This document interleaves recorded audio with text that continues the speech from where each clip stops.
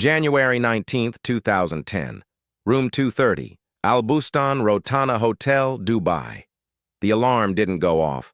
Mahmoud al-Mabhouh woke naturally at 6:23 a.m., 3 minutes before it would have buzzed.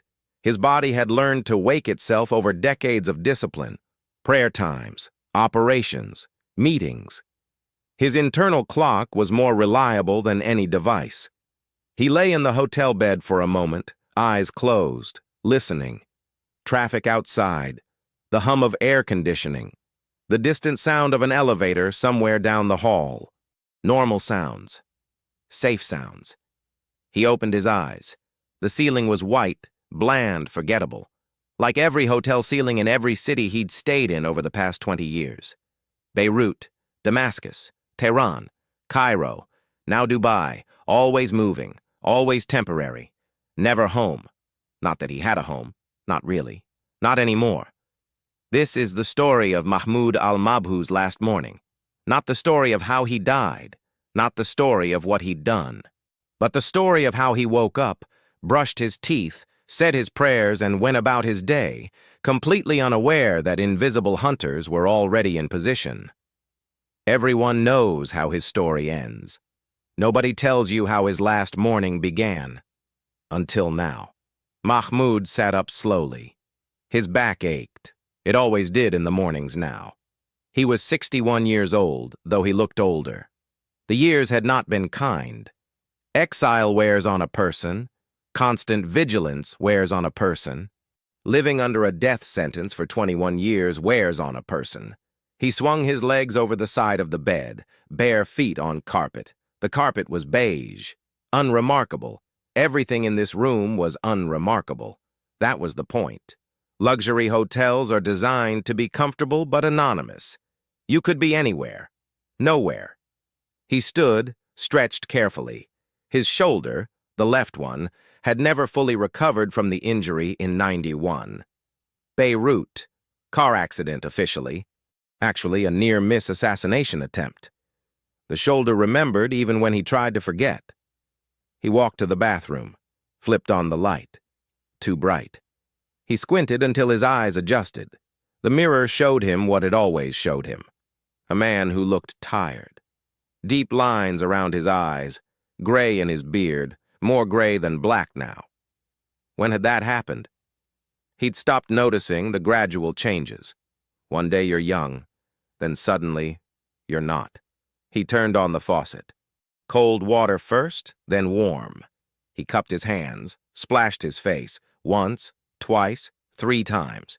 The water was cold and sharp and woke him fully. He looked at himself again. Who was this man in the mirror?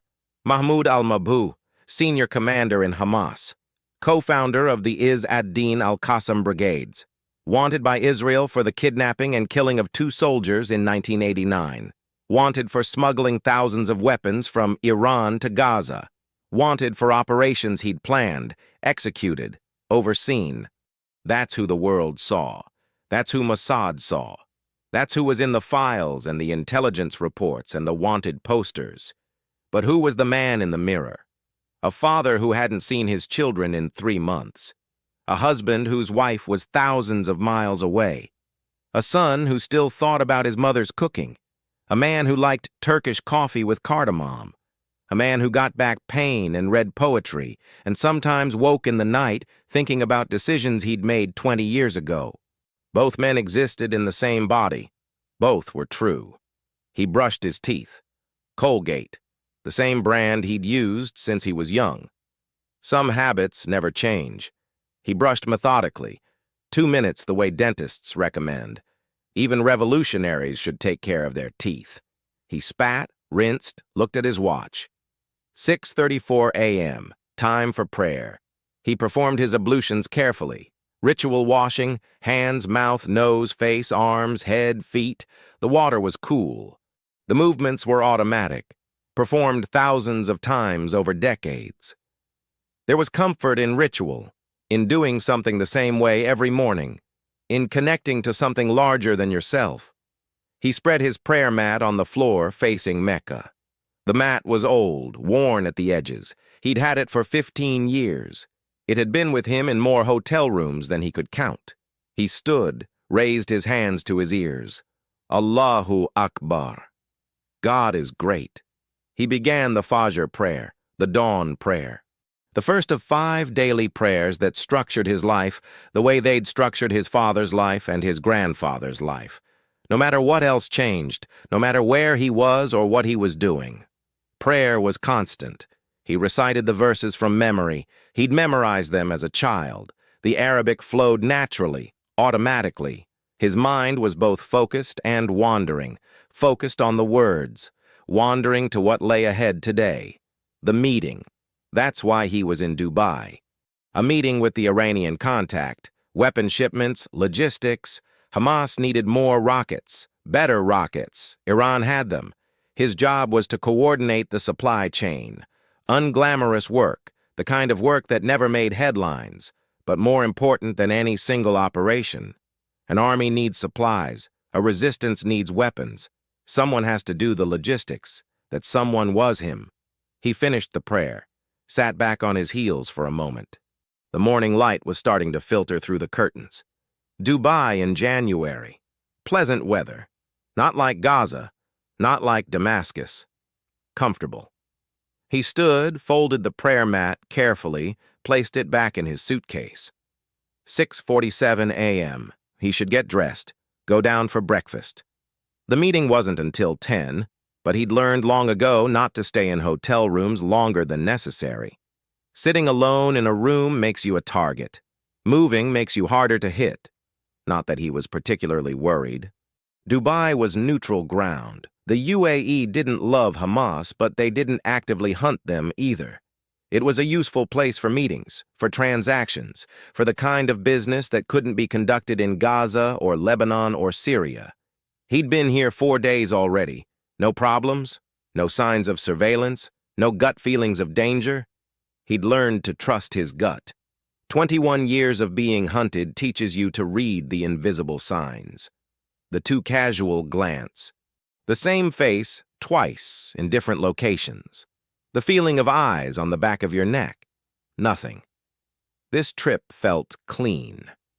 He opened his suitcase, pulled out clothes for the day, conservative dark suit, white shirt, tie. He'd long ago learned that blending in meant dressing like a businessman. In the West, that meant suits.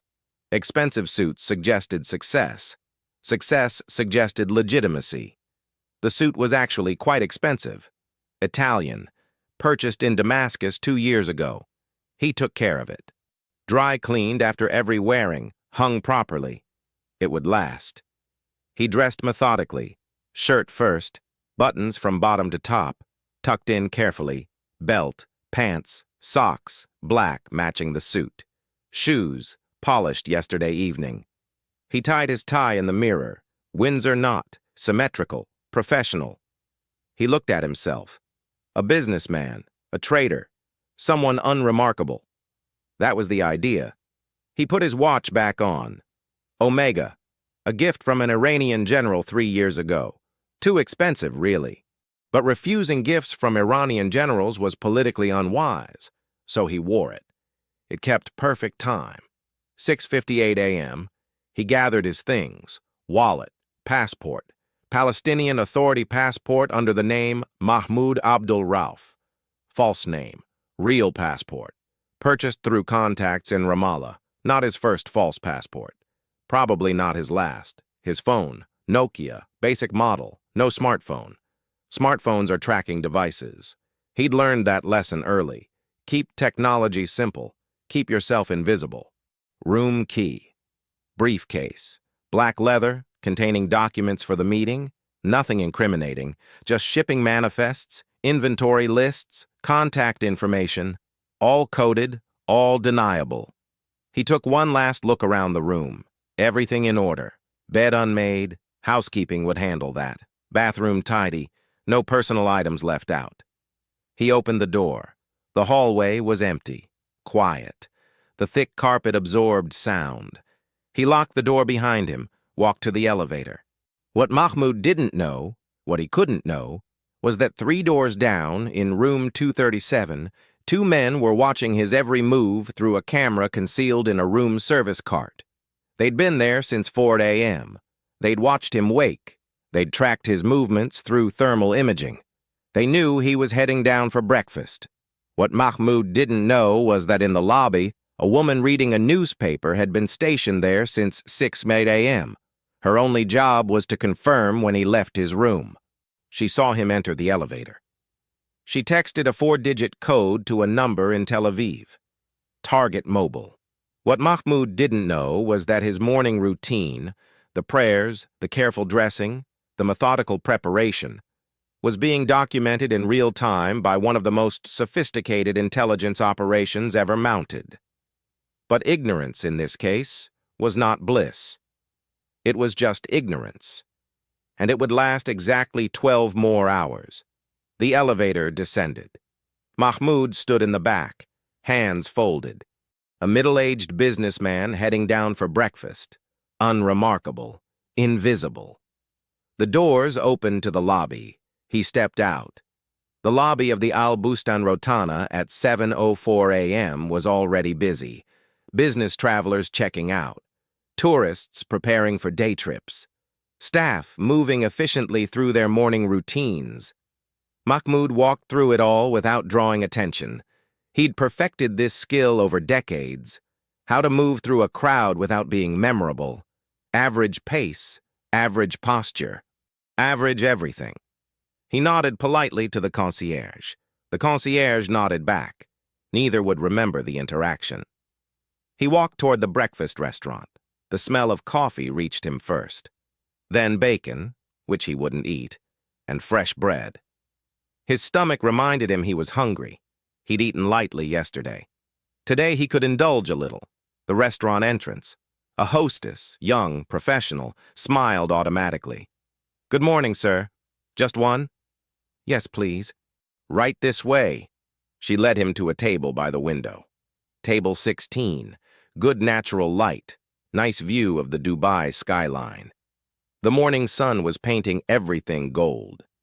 He sat down, placed his briefcase on the empty chair beside him, folded his hands on the table. A waiter approached, Italian, by his accent. "Good morning, sir. Coffee?" "Yes, please. Black, no sugar." The waiter smiled, nodded, disappeared. Mahmoud looked out the window.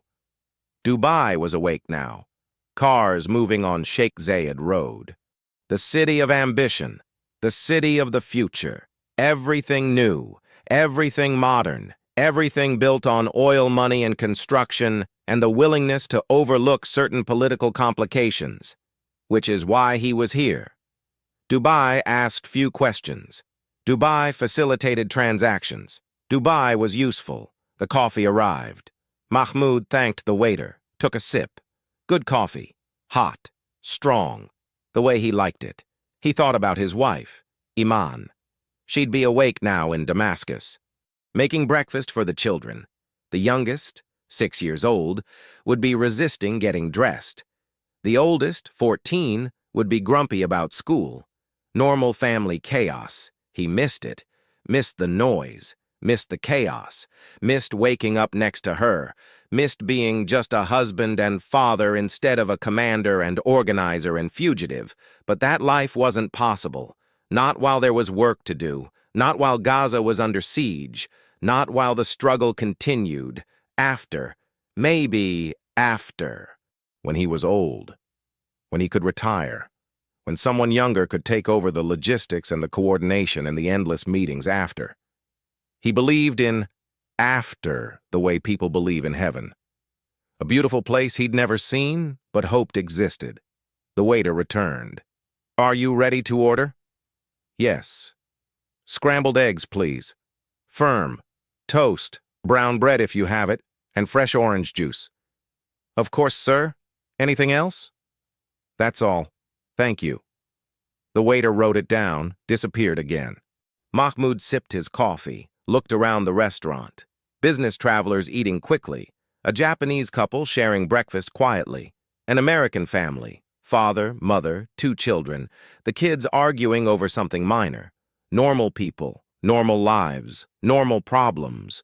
Did they know who they were sitting near? Would they care? Probably not. To them, he was just another businessman, another guest, another person eating breakfast. The anonymity was comfortable, liberating even. For a few minutes, he could just be a man drinking coffee.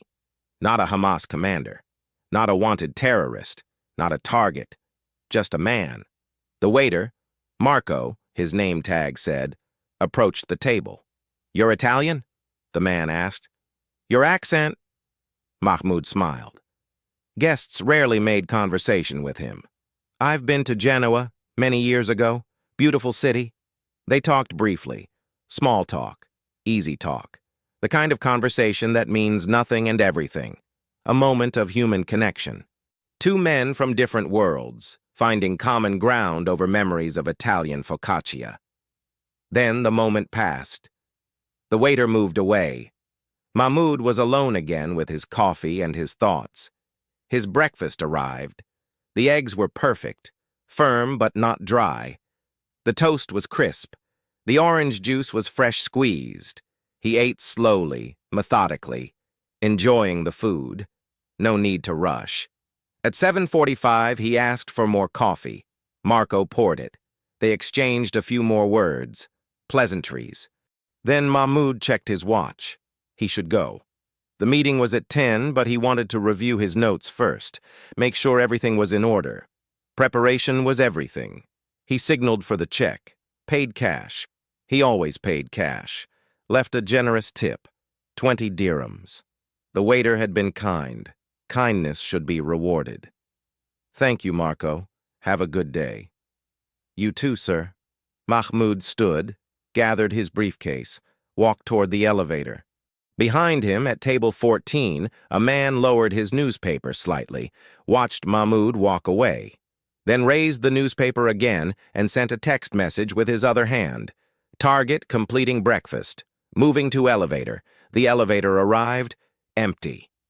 Mahmoud stepped in, pressed the button for the second floor. The doors closed. In the elevator, alone, Mahmoud allowed himself a small sigh. The morning was going well. Breakfast was good. The meeting would be productive. Then tomorrow he'd fly back to Damascus, back to his family, back to his real life, just one more day. Then home. The elevator reached the second floor. The doors opened. Mahmoud stepped out, walked down the hallway toward room 230. His room, his temporary sanctuary. He didn't notice the cleaning cart parked 3 doors down. Didn't notice that the housekeeper arranging towels turned slightly as he passed. Didn't notice the small camera in her cleaning supplies tracking his movements. Why would he notice? He'd seen 1,000 housekeepers in 1,000 hotels. They were part of the furniture, invisible, like him. He reached room 230, pulled out his keycard, swiped it, green light. Click. The door unlocked. He pushed it open, stepped inside. The room was exactly as he'd left it. Bed unmade, curtains drawn against the morning sun, his prayer mat still visible in the suitcase. Everything normal. He closed the door behind him, set his briefcase on the desk, sat in the chair. 8:02 a.m. 2 hours until the meeting. Time to review. He opened the briefcase, pulled out his documents. Shipping manifests from Tehran, port schedules, contact lists, everything coded, everything deniable. But he needed to memorize the key details, numbers, names, dates. He spread the papers on the desk, began to read. What Mahmoud didn't know, what he couldn't know, was that every movement he'd made since 6:23 a.m. had been observed, documented, reported. His wake-up time, his prayers, his breakfast, his conversation with Marco, his return to the room, everything. A team of 26 operatives was tracking him. They knew his schedule better than he did. They knew he had a meeting at 10. They knew he'd return to the room afterward. They knew that tonight, around 8:30 p.m., he'd be back in this room, alone, vulnerable. They knew everything, and they were patient. Mahmoud read through his documents, made mental notes. Tehran wanted to increase shipments. 3 containers instead of 2. That was good. More weapons meant more capability. More capability meant more resistance. More resistance meant more pressure on Israel. The logic was simple. The execution was complex. But that's why they needed people like him. People who understood both the vision and the logistics. People who could translate ideology into inventory. He checked his watch. 8:47 a.m. He should leave soon. The meeting was at a cafe in Tehran, 20 minutes by taxi. Better to arrive early than late. Punctuality mattered. It showed respect. It showed professionalism. He gathered his documents, locked them in the room safe. No need to carry everything. The important details were in his head now. He checked his appearance in the mirror, straightened his tie, smoothed his jacket. Professional, respectable, unremarkable. He picked up his briefcase, now containing just blank notebooks and pens, props, a businessman going to a meeting. He opened the door, stepped into the hallway. Empty again. Quiet again. The hotel existed in a permanent state of expensive silence. He walked to the elevator, pressed the button. Waited. The elevator arrived. A couple stepped out, tourists arguing quietly about their day's itinerary. Mahmoud stepped in. They didn't look at him. He didn't look at them. The doors closed. In the lobby, the woman with the newspaper was still there. Different newspaper now. Same woman. She saw Mahmoud exit the elevator. She saw him walk toward the front entrance. She sent another text. Target mobile. Departing hotel. Outside, Dubai was fully awake now. Hot already despite the January date. Mahmoud walked to the taxi stand. 3 taxis waiting. He took the first one. Deira, please. Al Riga area. The driver nodded. Pulled out into traffic. Mahmoud sat in the back seat looking out the window. Sheikh Zayed Road was congested. Always congested. Too many cars for too few lanes. Dubai's eternal problem. The taxi driver, Indian by his accent, tried to make conversation. First time in Dubai? No, I come often. Business. What business? Import-export. The driver nodded. Lost interest. Import-export was the most common answer, the most boring answer, the answer that invited no follow-up questions, which is why Mahmoud used it. They drove in silence, past construction sites, past luxury hotels, past shopping malls the size of small cities. Dubai was a monument to excess, to ambition, to the belief that money could build anything. Mahmoud had complicated feelings about Dubai. He appreciated its utility, he disliked its values. But appreciation and approval were different things. You could use a tool without loving it. The taxi turned off the main road, into Deira, the older part of Dubai, less glamorous, more authentic. The souks and the creak and the smell of spices and the sound of different languages mixing in the streets. This was the Dubai Mahmoud preferred. The real Dubai, not the artificial gloss of the luxury hotels. Here is good, Mahmoud said. The taxi stopped. Mahmoud paid, stepped out into the morning heat. The cafe was 2 blocks away. He walked slowly. No rush, no anxiety, just a man going to a meeting. What Mahmoud didn't know was that 2 blocks behind him a man in a white polo shirt was following at a careful distance, not close enough to be noticed, not far enough to lose visual contact. What Mahmoud didn't know was that at the cafe, a woman was already seated at a corner table. She'd been there for 40 minutes. Her only job was to observe the meeting, to note who attended, to photograph them discreetly, to report back. What Mahmoud didn't know was that this entire morning, this normal, routine, unremarkable morning, was his last. By tonight, he'd be dead. But right now, at 9:27 a.m. on January 19, 2010, Mahmoud al-Mabhouh was just a man walking to a meeting, thinking about weapon shipments, thinking about his family, thinking about getting home tomorrow, thinking about after.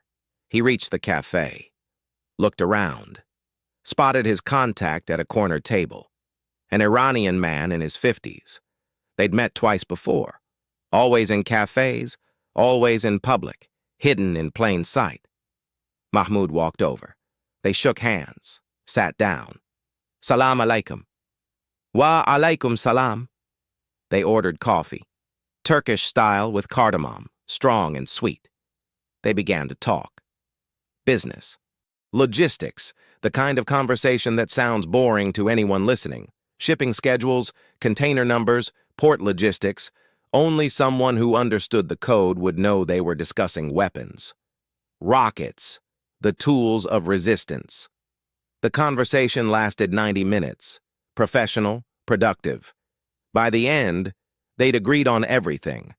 3 containers, delivery to Port Sudan, transport overland to Gaza through Egyptian tunnels, payment in installments, the machinery of warfare disguised as the machinery of commerce.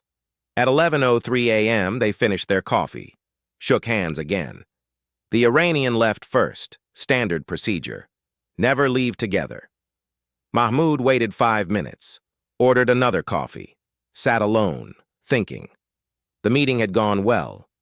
Better than expected. Tehran was committed. The weapons would arrive. Hamas would be stronger. The struggle would continue. He allowed himself a moment of satisfaction. This was meaningful work, unglamorous but essential. Without weapons, there was no resistance. Without resistance, there was no hope. He finished his coffee, left money on the table, walked out into the midday heat. Dubai at noon in January, hot but tolerable. The sun was high and bright and unforgiving. He walked back toward the main road, hailed another taxi. Al-Bustan Rotana Hotel, please. The drive back took longer. Lunch traffic, Dubai's other eternal problem. Mahmoud sat in the back, tired now. The meeting had required focus, concentration, energy. He was 61. He felt it more these days, the tiredness, the aches, the way concentration took effort instead of being automatic. He thought about retirement again, about after, about a quiet house somewhere, Syria maybe, or maybe back to Palestine, if that ever became possible, if there was ever peace. He believed in peace the way he believed in after, as an abstract concept, a beautiful idea. Something worth fighting for even if you never reached it. The taxi pulled up to the hotel. Mahmoud paid, got out, walked through the lobby. The same concierge, the same polite nod, the same elevator, the same hallway, the same room, everything the same. Room 230. He unlocked the door, stepped inside. The room had been cleaned, the bed was made, fresh towels in the bathroom. The maid had been efficient, professional, invisible. Mahmoud was grateful for the efficiency, for the cleanliness, for the simple pleasure of a well-made bed. He set his briefcase down, took off his jacket, hung it in the closet, loosened his tie. 12:47 p.m. He should eat something. He'd had breakfast at 7:30, coffee at the cafe, but no real meal. His stomach was reminding him of this, but he was tired. The meeting, the heat, the travel, all of it was catching up. Maybe a nap first, then food. Then this evening he'd review his notes from the meeting, make sure everything was documented. Tomorrow morning he'd fly back to Damascus, just one more night. Then home. He lay down on the bed, fully clothed except for his shoes. Just a short rest. 20 minutes, maybe 30. His eyes closed. Within 3 minutes he was asleep. He didn't dream, or if he did, he didn't remember. He woke at 2:15 p.m., disoriented for a moment. Where was he? Hotel room. Dubai. Right. He sat up. His mouth was dry. His shoulder ached from the position he'd been sleeping in. He stood, walked to the bathroom, drank water from the tap, splashed his face. Better. He should eat now. But he didn't want to go back to the restaurant. Didn't want to put the suit jacket back on. Didn't want to make conversation with waiters. Room service. Easy. Simple. He called down, ordered a sandwich and more coffee. 20 minutes, the voice on the phone said. Fine. He'd use the time to review his notes. He sat at the desk, opened the safe, retrieved his documents, began to read through them again, committing details to memory, making mental notes of what to tell his superiors when he returned. A knock at the door, room service. He gathered the documents, put them back in the safe, locked it, opened the door, a young man in hotel uniform, pushing a cart with his lunch. "Good afternoon, sir." "Thank you." The young man wheeled the cart into the room, set up the lunch on the desk. Mahmoud signed the bill, added a tip. "Thank you, sir. Enjoy your meal." The young man left. Mahmoud closed the door, locked it. He sat down, ate his sandwich, drank his coffee, looked out the window at Dubai's afternoon skyline. Tomorrow he'd be home. What Mahmoud didn't know, what he still couldn't know, was that the young man who delivered his lunch was not actually hotel staff. The uniform was real. The cart was real. But the person was Mossad.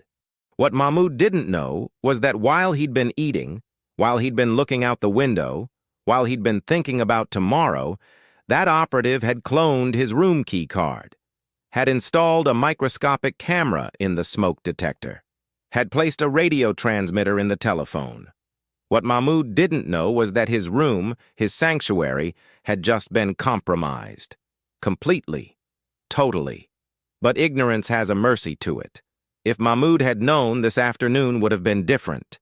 He would have run, would have called for help, would have spent his last hours in fear. Instead, he spent them in peace.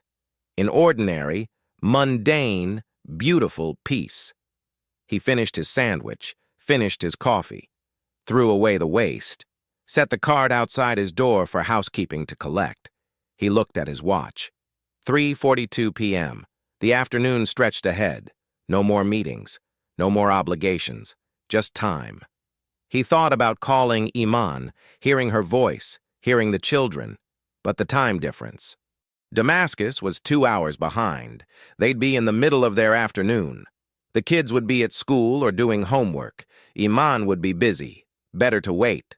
Call tonight, after dinner, when everyone was home and settled. He decided to watch television. Something mindless.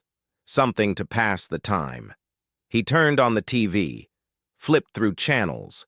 BBC World News, Al Jazeera, CNN, all news, all serious. He kept flipping, found an old American movie, something with Harrison Ford. Action. Explosions. Improbable heroics. Perfect. Mindless entertainment. He lay on the bed, propped up pillows behind his head. Watched Harrison Ford save the world. He dozed off partway through. Woke up during the climax. The hero won, of course. The hero always won in American movies. He checked his watch. 5:17 p.m. The afternoon had passed. The sun was lower now. The room was dimmer. He should shower, change clothes, go down for dinner, or maybe order room service again. He wasn't sure yet. He stood, stretched. His back still ached. His shoulder still reminded him of old injuries. His body was keeping score of a violent life. He walked to the window, looked out at Dubai one more time. Tomorrow he'd leave this city, leave this hotel, go home. The thought made him happy, genuinely happy, not the happiness of achievement or success, just the simple happiness of going home to people you love. He turned away from the window. He had hours yet, until dinner, until sleep, until tomorrow. He didn't know these were his last free hours, his last unobserved moments, his last time being just a man in a hotel room thinking about his family. By 8:30 p.m. tonight, 4 Mossad operatives would enter this room. They would subdue him, inject him with a paralytic drug, suffocate him, make it look like a heart attack. By 9 p.m., he'd be dead. By midnight, all 26 operatives would have left Dubai, scattered to different continents, impossible to catch. By tomorrow morning, when Mahmoud should have been flying home to Damascus, his body would instead be in the Dubai morgue. His family would be receiving a phone call. His children would be crying. his wife would be in shock. But right now, at 5:34 p.m. on January 19, 2010, Mahmoud al-Mabhouh was alive, thinking about dinner, thinking about calling home, thinking about tomorrow. And in this moment, this precious, ordinary final moment, he was just a man, not a terrorist, not a target, not a commander, just a man who was tired and whose back ached and who wanted to hear his wife's voice. Just a man who had a morning routine, who brushed his teeth with Colgate, who drank his coffee black with no sugar, who prayed facing Mecca, who tipped waiters generously, who liked focaccia. Just a man. And in a few hours that man would cease to exist. But the world would only remember what he'd been, not who he was. That's the tragedy. That's always the tragedy. We remember roles. We forget people. We remember the terrorist. We forget the father. We remember the target. We forget the man who liked Turkish coffee with cardamom. We remember the operation. We forget the morning routine. But morning routines matter. They matter because they're human. They matter because everyone has one. They matter because they remind us that even people we've labeled as monsters wake up and brush their teeth and say their prayers and think about their families. Mahmoud al-Mabhouh was responsible for serious crimes. He was involved in the kidnapping and killing of Israeli soldiers. He was a weapons smuggler. He was a leader in an organization that committed terrorist attacks. These facts are true. He was also a husband who missed his wife, a father who thought about his children, a man who got back pain, a person who had a morning routine. These facts are also true. Both things can be true at once. That's what we forget. That's what gets lost in the narratives of heroes and villains, hunters and hunted, operations and targets. The complexity, the humanity, the ordinary moments that make up a life, even a violent life, even a hunted life, even a life that ends in a hotel room at the hands of invisible assassins. Mahmoud's morning routine, his last morning routine, matters not because it excuses what he did. Nothing excuses what he did. It matters because it reminds us that everyone has a last morning. Everyone has a routine. Everyone wakes up and brushes their teeth and goes about their day, unaware that invisible forces might be in motion, unaware that this might be the last time, unaware that someone somewhere has decided their time is up. Most of us will never be hunted by Mossad. Most of us will never be targets of international intelligence operations. But all of us will have a last morning, a last routine, a last cup of coffee, a last ordinary moment before everything changes. And in that sense, Mahmoud's story is everyone's story. The story of how we move through our days, blind to what's coming, hopeful about tomorrow, planning for after, believing we have time, until suddenly we don't. That's not a lesson about terrorism or intelligence operations or geopolitics. That's a lesson about being human, about how we're all just people with morning routines, going about our days, doing what we think we need to do, being who we think we need to be, and how, in the end, what we were doesn't matter as much as who we were. Mahmoud al-Mabhouh, Hamas commander, weapons smuggler, wanted terrorist, target, and also Mahmoud, husband, father, man with back pain, man who prayed, man who tipped generously, man who liked focaccia, man who wanted to go home. Both men died in room 230 on the night of January 19, 2010. Only one is remembered. This is the story of the other one, the one with the morning routine. The one who brushed his teeth and said his prayers and thought about his family. The one who didn't know it was his last day. The one who was, in the end, just a man. Every operation has more than one story. Most channels tell you about the hunters, the operatives, the brilliant execution. We tell you about the morning routine, about the man brushing his teeth, about the last cup of coffee, not to excuse, not to justify, not to minimize the crimes or the violence or the pain caused by his actions, but to remind you, everyone is someone. Everyone has a morning routine. Everyone has a last day, even terrorists, even targets, even men marked for death. If you want more perspectives they don't show, the witnesses, the investigators, the aftermath, subscribe. Because every operation has more than one story. We tell the ones they don't.